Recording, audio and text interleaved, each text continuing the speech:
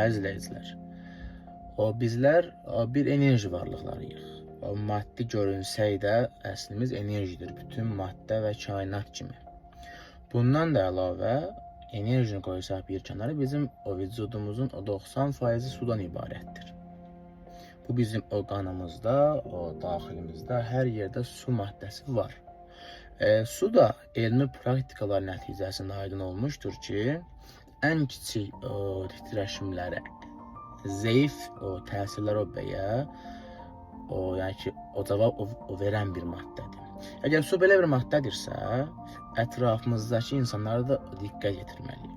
Bizim enerjimizi alan insanları ətrafımızdan uzaqlaşdırmalıyıq.